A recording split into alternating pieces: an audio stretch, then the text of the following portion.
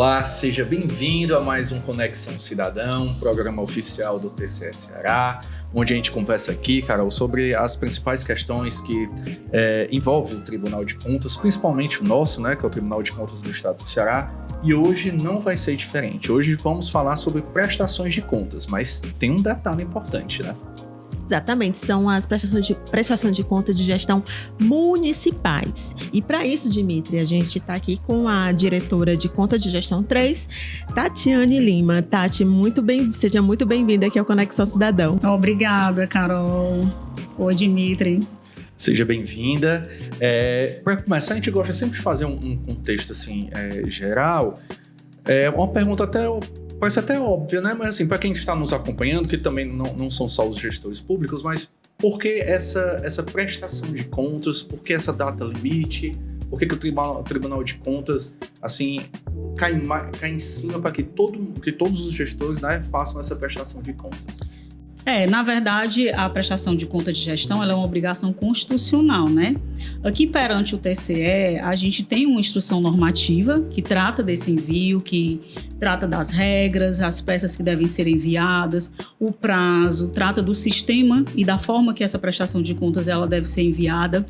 É importante eu fazer uma diferença entre a prestação de contas de gestão, certo? Municipal, que é apresentada anualmente, ou se ela for parcial, tem um prazo, certo, do gestor para apresentar, e a prestação de contas, que ela é enviada mensalmente por meio do sistema de informações municipais, sim. Então, a gente tem dois tipos de prestação de contas que são enviadas, mas a prestação de contas do SIM, ela é só uma prestação de contas mensal, envio de dados mensal, que o gestor ele é obrigado a enviar essas informações todo mês para o TCE, e a prestação de contas de gestão anual, que é a que a gente vai abordar hoje. É por meio da prestação de contas que a gente consegue avaliar a boa e regular aplicação dos recursos públicos.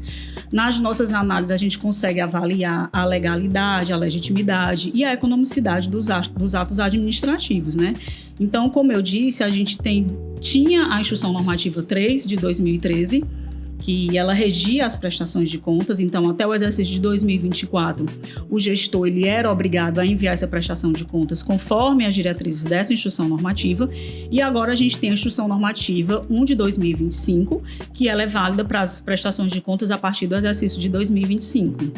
E assim, com relação a essas novas regras, Tati, né, puxando o que você levantou, qual seria assim um ponto realmente relevante, novo, nessas novas regras com relação ao envio da prestação de contas de gestão anual?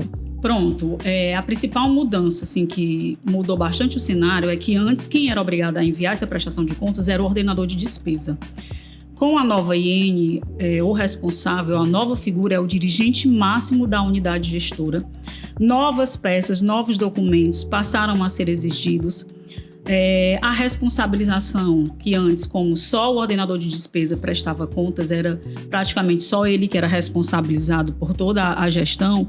Com a nova IN, eles têm que apresentar um novo rol de responsáveis, informando quem é o dirigente máximo, quem é o ordenador de despesa, quem é o chefe do patrimônio, do almoxarifado, o contador, de recursos humanos, enfim, todo mundo vai ter que apresentar, né, vai ter que ser apresentada a legislação, as atribuições de cada cargo. Então, quando a gente for fazer a análise dessa prestação de contas, a gente vai conseguir identificar quem é o responsável por cada ação, a gente vai conseguir individualizar a conduta e dessa forma a gente poder trabalhar melhor nas responsabilizações. Fora o relatório de desempenho de gestão, que também é uma novidade, os relatórios de controle interno, que também tem 2 modelos que foram também incluídos, né, com essa nova instrução normativa. Então, assim, realmente tem muita mudança. A gente vê que essas mudanças, né, a gente já abordamos aqui algumas vezes, outros anos aqui no Conexão Cidadão, essas mudanças vêm sempre para poder melhorar essa prestação de contas, né? Como você vê nessas novas mudanças, vai ter uma padronização melhor desse envio no envio das contas, né? Vai ter essa padronização melhor, ou vai ter um controle melhor dessas contas, já que você consegue discriminar quem é cada pessoa dentro daquela sua casinha. Em relação ao envio, né, as documentações elas são enviadas por meio do e-contas, né? Então, uma das novidades também é a questão de ser o PDF osserizado, né? Que antes era enviado, poderia ser enviado o PDF em formato de imagem, e agora a instrução normativa exige que seja osserizado, e com o rol de responsáveis e com a quantidade de documentação a mais que vai ser enviada, a gente vai conseguir, na análise, ter uma visão melhor da gestão. Um cruzamento de dados mais afiado. Exatamente. A gente vai ter mais informação do que antes era solicitado pela IN 3 de 2013. E também imagino, Tati, que até faz parte do processo de desenvolvimento institucional, né? Que haja essas melhorias, esses desenvolvimentos sobre esse tipo de prestação de contas, né? Sim, a última IN, ela estava na vigência há mais de 10 anos, né? E ela não tinha sofrido nenhuma atualização. Então, já estava defasada, né? Para o atual cenário. E a nova IN, ela já traz essa previsão de que esta IN, essas normas, elas possam ser atualizadas mediante a edição de novas portarias. Então, ela não vai ficar necessariamente muitos anos sem ter uma alteração, sem ter uma atualização. Sempre que houver a necessidade que o tribunal perceber que precisa fazer uma mudança, essa instrução normativa, ela permite. Então, é o tribunal já pegando o espírito do tempo, né? As coisas vão mudando, vai se mudando a IN também para poder ir acompanhando o que está acontecendo hoje. Exatamente. E com relação a prazo, qual é o prazo final para envio dessa obrigação? 180 dias, né? Se for a prestação de contas anual, é 180 dias da data do encerramento do exercício. E se for prestação de contas parcial, 180 dias da data da exoneração do gestor, da publicação da portaria de exoneração. Eu sou gestor e não mandei. O que acontece?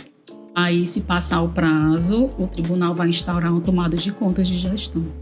E, Tati, a gente vê, assim, a preocupação do tribunal, não só do desenvolvimento, né, dos seus aspectos de fiscalização em si, mas também, sempre também há a preocupação com a questão orientativa, educativa. A gente verificou na nossa pesquisa que foram realizados cursos, além da própria alteração das normas. Então, você pode falar um pouco dessas iniciativas de suporte aos jurisdicionados? Sim, o TCE teve toda essa preocupação com essa mudança, né?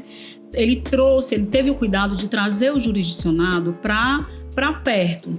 Ainda na fase da elaboração, né, da IN, foi feita uma audiência pública, foi realizada aqui no tribunal de forma presencial, com as novas portarias, né, que é a 51 e a 253 de 2026, que também tratam da forma e dos modelos dessa prestação de contas.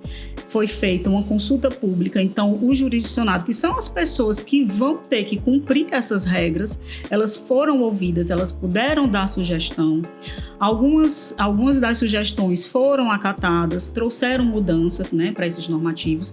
Então, desde o início, o TCE tem tido essa preocupação de ouvir e trazer o jurisdicionado para perto. Após a publicação, veio o curso, né, a gente tem aí, está disponível na plataforma do IPC, em EAD, são 20 horas de curso, é o novo marco das prestações de contas de gestão. Tem também o TCE Eduque, né? Acho que próxima semana eles vão estar viajando, já visitou em vários municípios. Teve também agora o seminário de gestores, onde o TCE esteve lá fazendo o Tira Dúvidas, né? Perguntas e respostas ao jurisdicionado. Foi você e o Igor Queiroz, né? Tirando essas dúvidas. Foi, nós tivemos 2 momentos, 2 dias seguidos, onde ali a gente recebeu jurisdicionados, tinham representantes de empresas de contabilidade e eles puderam conversar e tirar dúvidas. Também teve uma pequena apresentação e tem também a ouvidoria, né? Que desde a publicação da IN, os jurisdicionados, eles têm apresentado muitas manifestações, a gente já passa de 200 manifestações na ouvidoria, dentre dúvidas, inclusive pedidos de reunião, que foram atendidos e tiveram já reuniões online com essas pessoas, com esses jurisdicionados, para esclarecer e tirar as dúvidas. Então, o TCE está, sim, dando todo o suporte. Olha aí, Carol, eu posso dizer, né, Carol, eu sempre fico maravilhado com essas coisas aqui do tribunal, porque há pouco tempo tinha uma questão muito de uma mão só, né, que os órgãos públicos é uma mão só. Hoje o tribunal vê como é importante trazer o jurisdicionado e a população para perto e poder discutir. Como você trouxe, teve uma audiência pública onde foi discutido antes de se criar essa IN. Uma ouvidoria também, né? E a ouvidoria também, que é a porta de entrada aqui para a população e também para o jurisdicionado, do modo geral, né?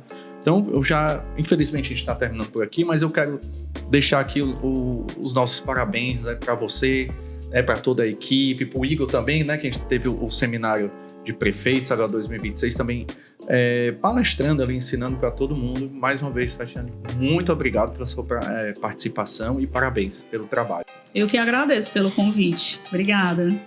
Tati, muito obrigada pela sua participação aqui no Conexão Cidadão. Obrigada, Carol.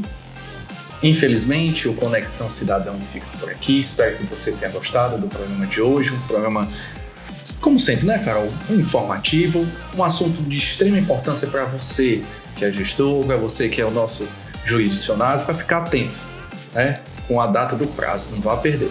Conexão Cidadão fica por aqui e a gente se vê na semana que vem. Até o próximo programa.